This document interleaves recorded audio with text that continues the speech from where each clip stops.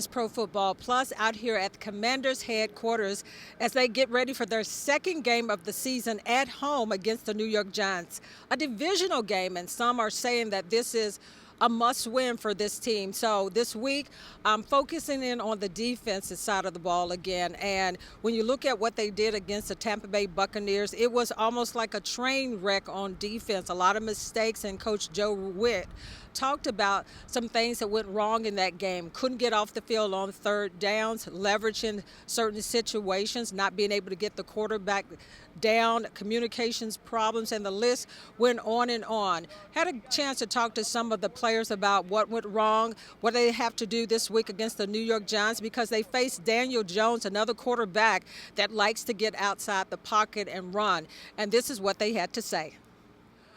Game number 2.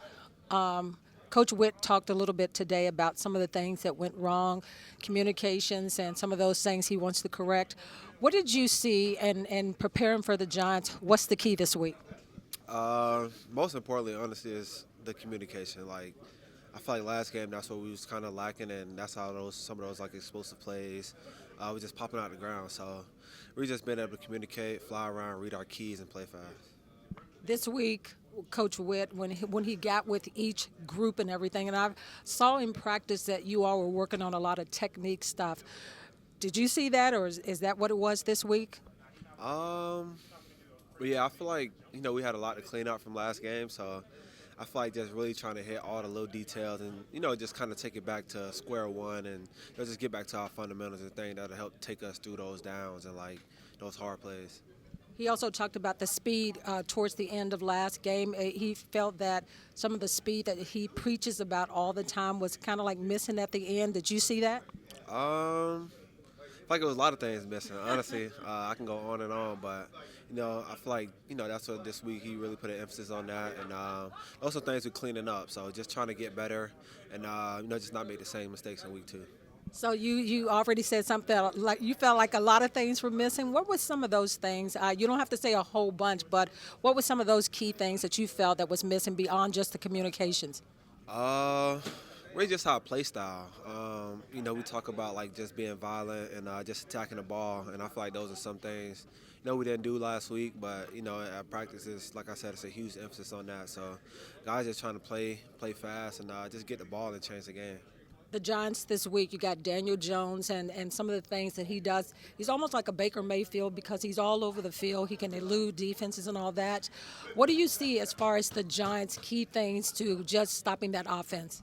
They're a good team, man, honestly. And so, we just been able to read our keys. And like I said, just let the teaching take us through the downs. And I feel like, it'll help us get off the field a lot faster. What was learned from last week that you can correct this week defensively?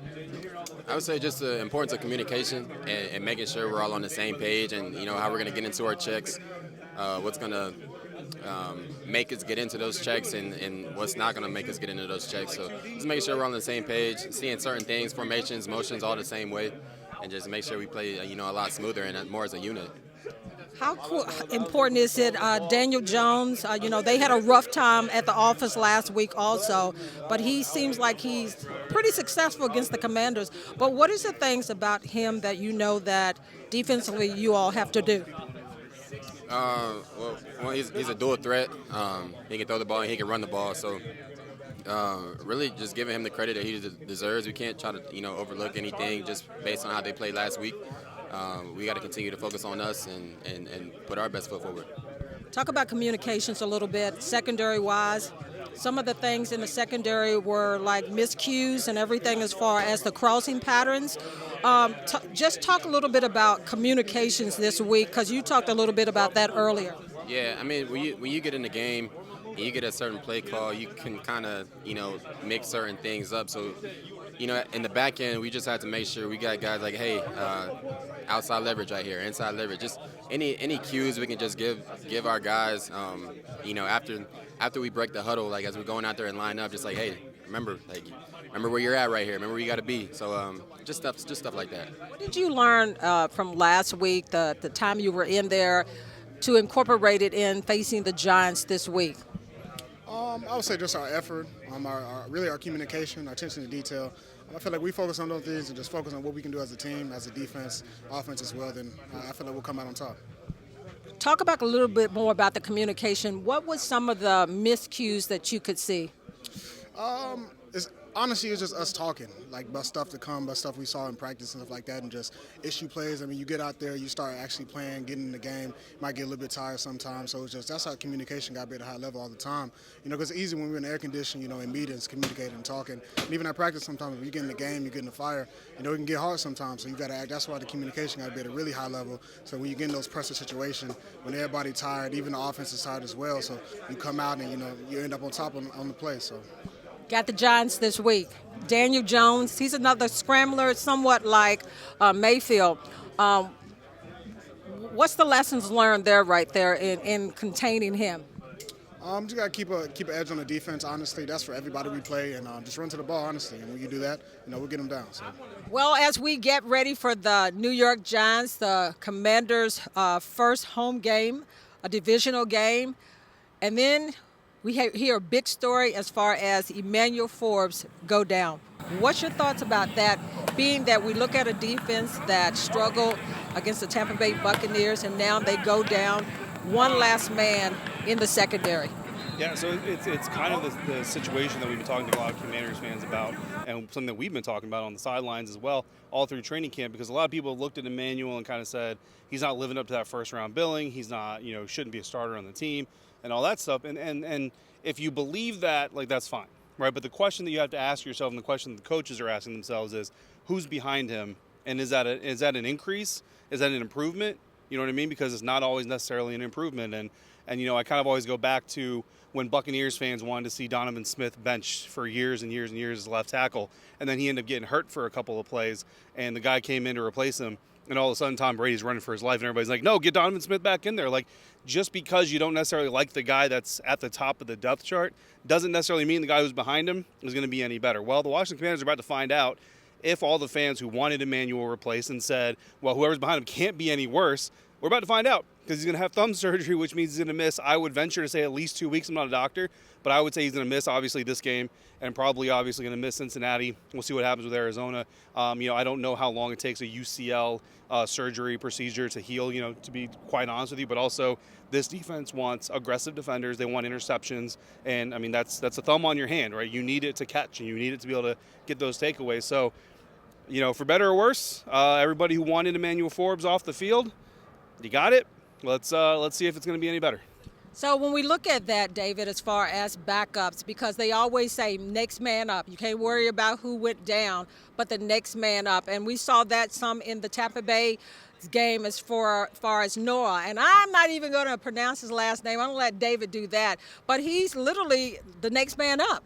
Yeah, so Noah Igbenogany on the depth chart, right, he's listed as the backup slot behind Mike Sainristil. But when Emmanuel Forbes got injured and came out of the game, he came out of the game with about 9 minutes left in the third quarter against the Tampa Bay Buccaneers, never came back out to that game. It was Noah Igbenogany who got the perimeter snaps opposite of Benjamin St-Juste, not Michael Davis, who on the depth chart, Michael Davis is a second-string cornerback, right, on the perimeter. But really, in reality, where the names are, and this coaching staff is kind of, already made it known, the depth chart is just kind of a list, it's a placeholder. It's not necessarily a guaranteed thing. So, whether it's going to be, I think the trick here is with the knowledge on Thursday that, that Emmanuel's not going to go on Sunday. They have a couple of days. They have a walkthrough on Saturday before the game, and even a morning walkthrough on Sunday where they can try to get Mike Davis up to speed and kind of get him ready. So maybe that has an impact in it. I'm not sure, but I think most people are assuming it'll be Noah Igbenogany getting the start, but it could be Mike Davis getting the start. It could be both of those guys in tandem, and it could be a situation where it's okay, well, you went out there, you're not doing well, so we'll put you in, whatever it is. But yeah, either Noah Igbenogany or Mike Davis about to obviously get a jump in snaps, and we'll have to see. Noah Igbenogany is a former first-round draft pick, didn't work out in Miami, was in Dallas for a little bit, so at least he knows what's going on. So we'll see how big of an impact that has. And also Mike Davis, the guy that we were looking at in training camp, thinking that he was going to be the starter at that position, just didn't pan out well. But this is a chance for the Commanders to find out what they got as backups and everything from these players that they bought in to possibly have an impact in that secondary. So that's the thing that we're waiting to see, too, is Will these guys pan out, veteran guys that they bought in, like the Mike Davis and Noah, to see can they step up in a game that everybody is saying in the early stages is a must win, and it really is a must win when you talk about a divisional game. But I focused, David, I said, on the defensive side of the ball because even last year, everybody said that the defense was going to be the strength of this team, and they fell apart. They were a train wreck. Again, this year, we talked about that the defense, looking at what they had on the defensive front with those Allen and Payne and some of the other guys they brought in, Wagner, Chin, and Luvu, and all those guys, we said that this defense has to be the strength right now as the offense catch up. But it wasn't the case in the first game of the season. But Coach Witt really laid down the timber today as far as what he expects out of this defense. And I saw him working this week on the technical part of the game again with these players. I saw all the coaches go through technical things with these guys again as far as, position, leverage. He talked about the leverage, communication, and all those things. They stressed that a lot, I saw in practice this week. Yeah, I mean, look, 37 points in 1 week. It's only 1 week, and it was the Tampa Bay Buccaneers who are a playoff team and all this stuff. But 37 points is a lot of points. I don't care what the situation is. It's the second most points that was given up in the NFL in week 1, and the only team that gave up more was the Carolina Panthers. You never want to be, right now, currently, you don't want to be in the same breath with the Carolina Panthers in any way, shape, or form. So the Washington Commanders defense has got to step up. And, yeah, what happens at corner is going to matter. Look, Malik Neighbors, the Giants' rookie wide receiver, he popped up on the injury report on Thursday, so that's significant.